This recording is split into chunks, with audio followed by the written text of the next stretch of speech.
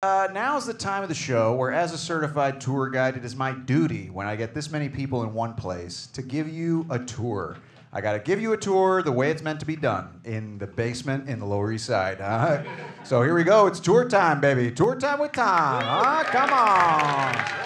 Oh, look at me. I used to walk around with people. Hey, there's me again pointing at stuff. But I like to have a good time, huh? And let's build something together. And dabbing rad. All right, cool. All right, here's the deal. We're going to get this thing on the show on the road, okay? So we're going to do a beautiful little neighborhood here. You know, we're going to do the history of a beautiful little neighborhood. And like history, it adds and enriches the rest of the city. And like history, nobody knows shit about it. So we're going to do this neighborhood that's famous for this kind of art and this kind of art. Huh? We're talking Chelsea, baby. Hey, come on. Let's do it. So let's get right to the beginning here. All right.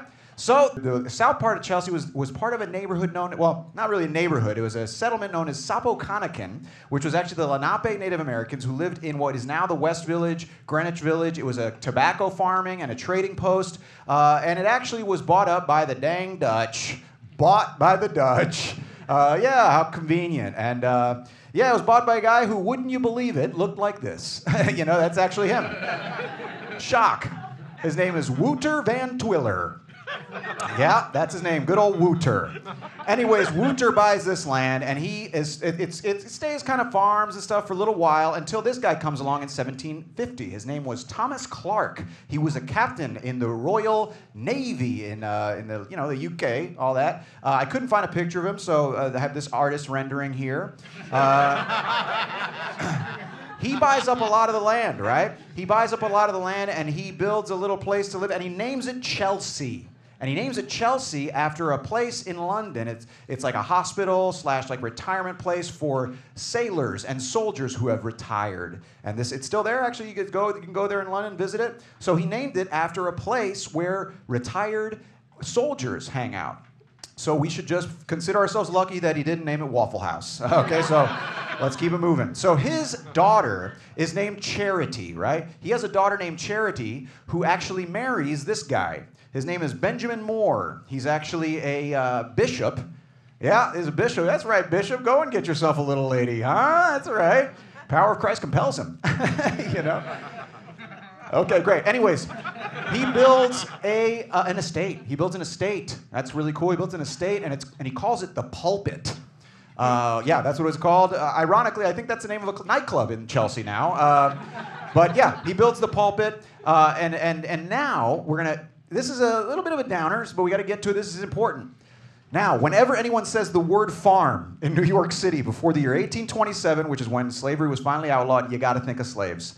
New York City, hate to break it to you, was actually the second biggest slaveholding by concentration colony in the entire New World. It was actually, so this is little numbers for you. 20% of the population at one point was enslaved. 20% of the population. And 41% of households had at least one slave. That's wild. Compare that to Philadelphia at 6% and Boston at 2%. Pretty dark. Yeah, I know, that's pretty terrible. And this is the only competition it had. That's Charleston, South Carolina. That's the only place that had a higher concentration than New York. And there they are. That's actually 2015. Look at that. Look at that little rally. Honk if you're hateful.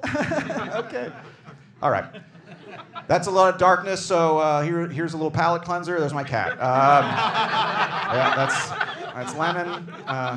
Yeah, real cute. Okay, anyways, Charity and Benjamin Moore have a child. His name is Clement Clark Moore. Clement Clark Moore is their kid. He builds himself a little place there, becomes famous for this is true, he was actually the author of the poem, A Visit from St. Nicholas. 'Twas the night before Christmas, and all through the house. Oh, look at that, huh? Pretty cool. And so just so you know, he also was the guy who started chopping up Chelsea and selling it off as land. I don't know if you guys can see this picture, but that moon is really creeping me out. Let me look at this. Let's get a zoom in there. I don't know who illustrated that. I think they got to work through some issues. Okay, let's keep it moving. Now, one of the things that he did was give away land for a theological seminary, General Theological Seminary, that is put there, still there today. Kind of wild. There's a seminary right in the middle of Chelsea. It's still there. He donated the land in the 1820s, and you can walk around the grounds. Very pretty. So if you're ever looking for something to do, any of you guys visiting New York, looking for something to do after the High Line, huh? You can stop by and just become a priest, I guess. There's a little picture. You could do that. So that's still there, General Theological Seminary. Now, interesting point. So Chelsea was on the water, right? And as the 1900s, late 1800s picked up, you had more industry coming because of the piers. This is something that people have a hard time wrapping their heads around. The water, no one wanted to live next to it back then. No one, because that's where all the piers and the dump and all that crap was. So one of the things that there was this train. There was the New York Central Railway up the west side. And look at it. It was on the ground floor initially. This is what was called a West Side Cowboy because there were so many people getting hit by the trains. These dumb pedestrians. They had to actually get these cowboys to ride in front of the trains and warn people that the train was coming. I was actually able to find the picture of one of the cowboys. There's one of them right there. Pretty cool. So, because people were getting killed and everything, by the 1930s, they were trying to beautify the neighborhood, so they actually created an elevated railway, which you guys know today as the High Line, huh? That's actually, and we'll get to that eventually, don't worry. Now, we're actually here. You Google Oreos, get to this. This is Chelsea Market. This is Chelsea Market. This was actually, at first, one of the many industrial spots in this area. It was a factory. It was the Nabisco factory, National Biscuit Company, Nabisco. This is where the Oreo was invented. What? Come on. Damn, you're getting your money's worth already. Holy Lord. Anyways, that's what was located here. Today, it is Chelsea Market, a great place to go if you're looking for anything overpriced. You can get tacos, ice cream, or should I say overpriced cream? You can use that. All right, let's keep it moving. By the way, this is what it used to look like. Interesting fact, Google bought this building a few years ago for $2.4 billion.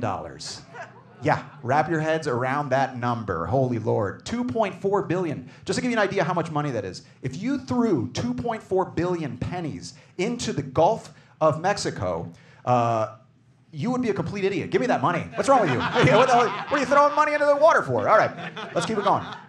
Another little factoid. Here you go. If you go to this area, this is 337 20th Street, okay? This is a very historic building because this is where English muffins were invented.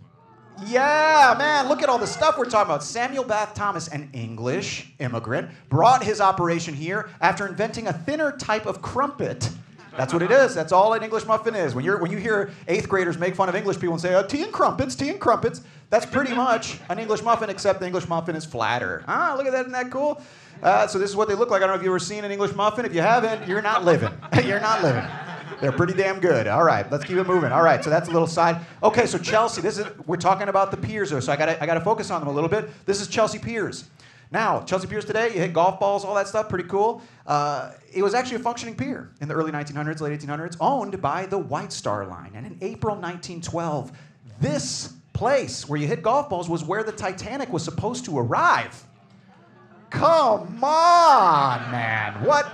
That's incredible. Those of you guys who know the Titanic, it was the White Star's flagship, this beautiful building, and also the scene of a grisly murder where Rose pushed Leo into the water instead of letting him on the damn door. Put this woman behind bars. Give me a break. All right. All right. Let's keep it moving. All right, so here we go. This is another thing. This is London Terrace. What was London Terrace, built in 1845. Now, like I said, Clement Clark Moore starts selling off land. It becomes a place to live. People are moving north, right? It's this little thing designed by this guy, Alexander Jackson Davis, who designed lots of buildings. He actually designed what is today Federal Hall National Monument. Very famous, right? So this guy builds this, but then later on, more people start moving north. And then this is replaced by this giant development, which at the time was the biggest apartment complex in the world, they said. This is humongous. London Terrace, over 1,700 units right in that thing. It was really, really big. Today it's housed lots of famous people. Annie Leibovitz, Malcolm Gladwell, Chelsea Clinton. Huh? Chelsea in Chelsea? Someone sign up the sitcom, huh? What is that? Chelsea, I thought I'd just drop in, you know. That's my Bill Clinton. That was pretty good. All right, anyway. Roll credits. All right. All right, here we go. Let's keep it moving. There's Chelsea Clinton. All right, great. All right, so here we go. Chelsea Hotel. This is another beautiful building. Originally built, you see this on 23rd Street, but a very storied location. They say it's haunted, but also very famous for the artists that have passed through. I could do a whole presentation on just this place, but you had, people like the Rolling Stones, Bob Dylan. You had Patti Smith, Robert Mapplethorpe. You had Arthur Clarke wrote 2001: Space Odyssey. There, you guys know that movie and book. That was Dave. Dave, what are you doing, Dave? Dave, I feel it. Has anyone creeped out yet? Okay, anyways. Nancy Spungen was murdered there by her boyfriend, Sid Vicious of the Sex Pistols. A bloody murder there. Sorry, that's pretty dark, so here's Lemon again. Okay. But anyways, a lot of stuff happening. Here we go. Let's keep it moving. So FIT, another thing that so in 1940s, they try to kind of infuse some education, all these kind of things to cater to the neighborhood. It starts out with just classes in upper floors of a building. In the 1970s, it becomes its own college with BAs and masters, and it is Fashion Institute of America.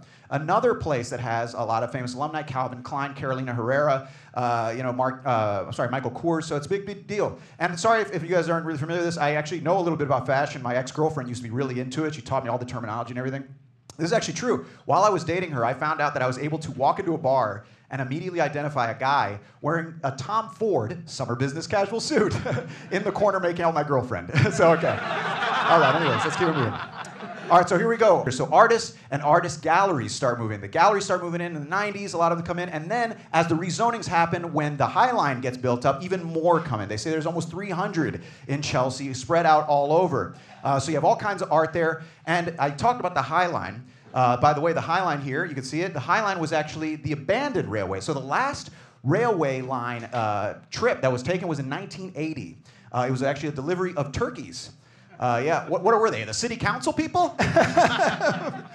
Our city's being co-opted by real estate. Anyways, this happened, and then here you go. You have all this going on, and what it was originally was abandoned. People would go up there, and what happened was the Friends of the High Line was created in 1999. They started pitching different ideas. In 2003, they opened a contest. In 2006, they started raising money, all this stuff, and it ends in 2009 with it opening. Very nice little park. Now, interesting fact, you have the Standard Hotel over the High Line. You guys ever seen the Standard Hotel? That's it right there. The Standard Hotel. Now, interesting fact, this is kind of funny. It is a destination for exhibitionists. I'm going to let that sink in. Look at these windows. Look at down here. They actually prided themselves on it. They prided themselves on it to the point where the front desk would say things to you like, "Here you go, have fun," and "Here you go, the M&Ms are $5 in the minibar," things like that. But anyways, it is actually true that the windows are so big and they're floor to ceiling, people will look up and just see all kinds of crazy stuff. Oh, what's that? Hold on a second. Let's zoom in real quick. Oh my God, it's the moon guy! Oh no, we can't get away from him. What a creep! All right, let's keep it moving. All right, so today it's a very expensive neighborhood, right? Now this building I wanted to show because this was Clement Clarke Moore's building. He actually had this building, and just recently, after 60 years, the tenants moved out. That building went on the market for $7.5 million. Yeah, not cheap. So if anyone here is considering buying this building, I'll take this opportunity to tell you about my Patreon. Make a really good investment. How about that instead? All right, cool. So here we go.